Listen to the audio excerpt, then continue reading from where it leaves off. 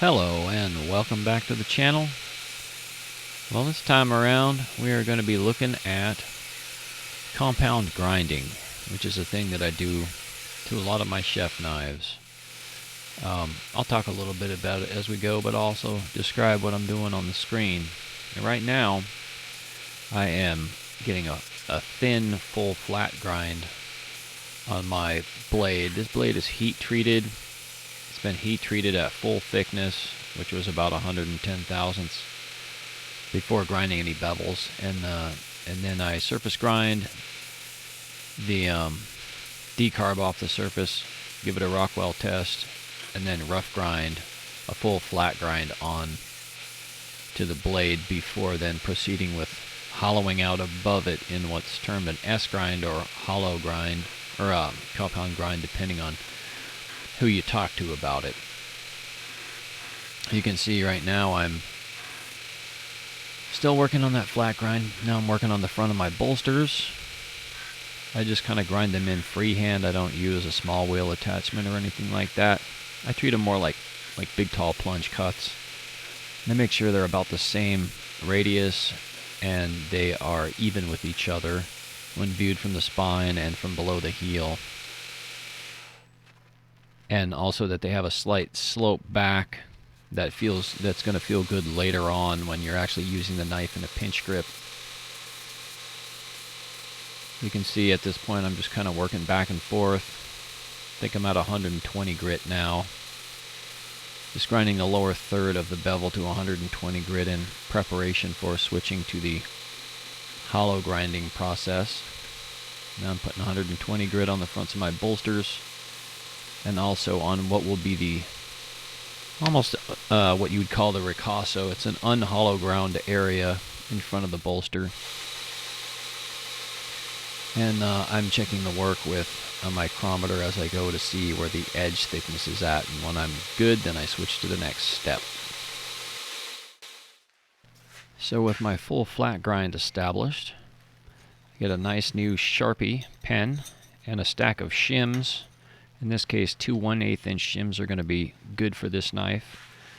To shim the Sharpie up off my bandsaw table to the height that I want, and draw a line like so as a target for where I want the bottom side of my hollow grind and my compound grind to end. This gives me a nice long mark to work to. I do it on both sides.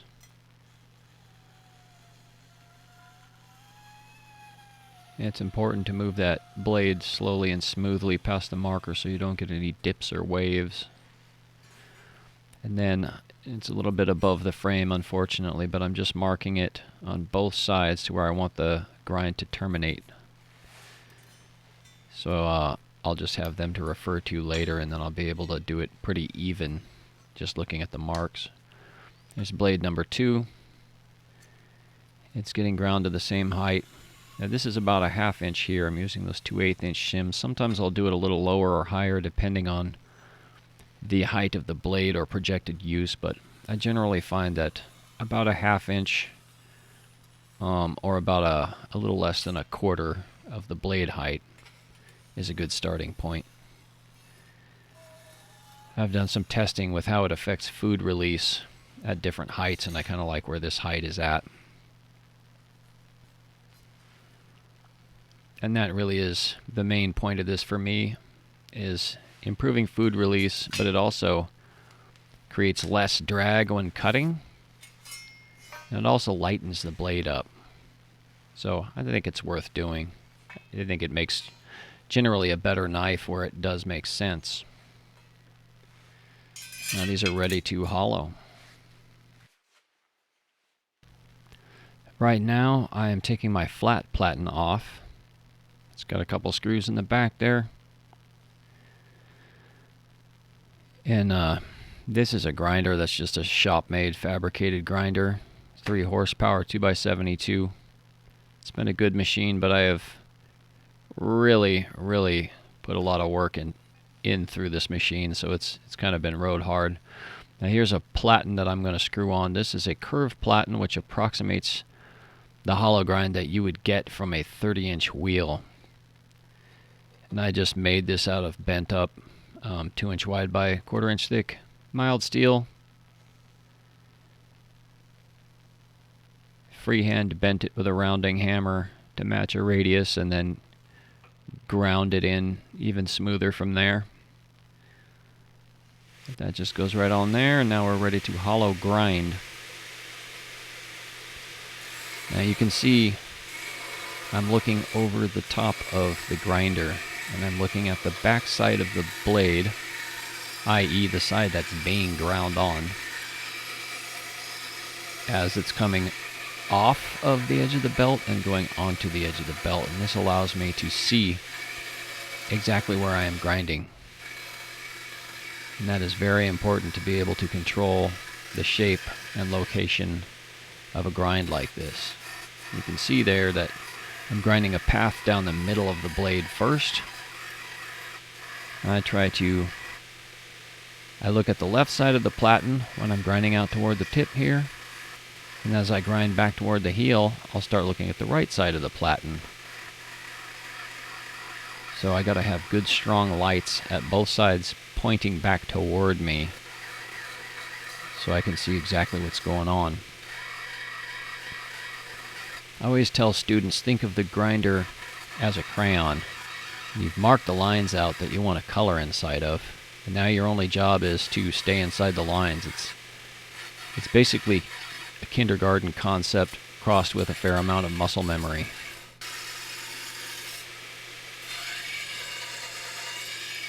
And it goes pretty quickly, especially since the blade is already quite thin and you're not having to grind very deep with that shallow of a radius. And here's a quick look at what it looks like from above. What I'm actually seeing as I'm grinding, I'm seeing the blade move on and off the edge of the belt, and I can control the placement of the grind at will.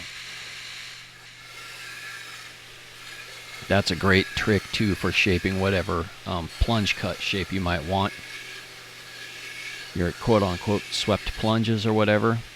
You can just feather them way out into a smooth arc like those Thomas Haslinger knives you used to see. I don't know if he's still making. He was a good knife maker from Canada. Made chefs several years ago. And right now I'm kind of working. I have most of the grind done, you can see. Now I'm just barely feathering it up to that Sharpie line, trying to get it smooth across. And I'm also feathering in the plunge. This grind does have plunges, they just don't terminate where you can see them at the heel. But I do like them to be shaped just so, and of course not have any sharp transitions or scratches left inside of them when I'm done. Feathering that grind out to the very tip. It just takes practice to bring the blade up, always in a loose grip until you've established where you want to be. Firm your grip up after that, and then control your motion by controlling, really moving the blade by shifting your body more than anything. And here we actually have a different radius platen. This one has got a 72-inch radius, and I would tend to use that for wider blades where I don't want the webbing of the double hollow to get overly thin, or for like a hamaguri grind, something like that. Definitely a lot more mellow. And this one is just created by grinding. I marked the radius on the side and ground it, whereas this 30-inch one is much more aggressive, and it's bent out of 1/4 inch by 2-inch mild steel. But they'll both bolt onto the same flat interface on the platen here. And the grind that you get with this is, it's very similar to control, but you're going to want to get some practice on maybe a 30-inch one first to develop the feel for maintaining that hollow in the middle of the flat and not overshooting to the spine or edge side.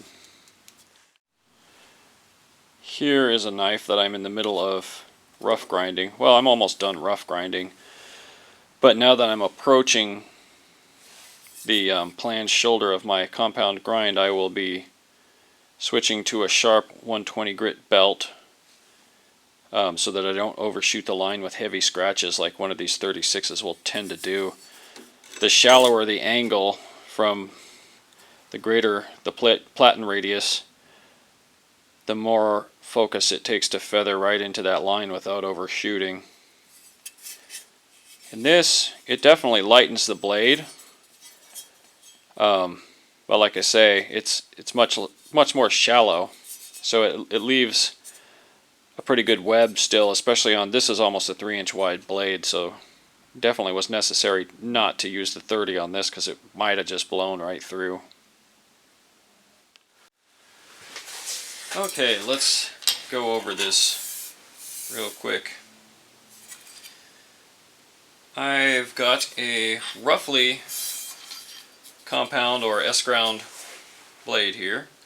Let's look at some of the dimensions involved. So first, right at the edge, we're 5/1000ths of an inch, 5/1000ths, 5/1000ths. Here at the shoulder of the grind, we are 20/1000ths. Farther down, 22/1000ths, 22/1000ths. The spine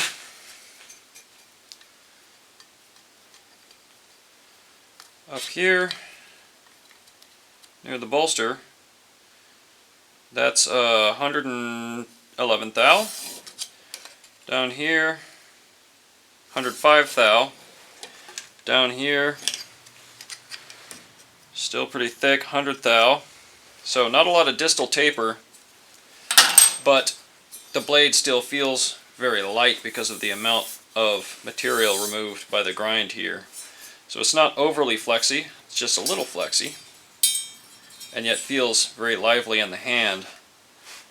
This hollow tends to take about an ounce out of the blade weight, sometimes an ounce and a half. And this was all done with 36 grit, except the edge portion here is at 120 grit, and we will now be polishing everything to 120, and then onto some gator belts, and then onto hand finishing with Rhino wet paper. Thanks for watching.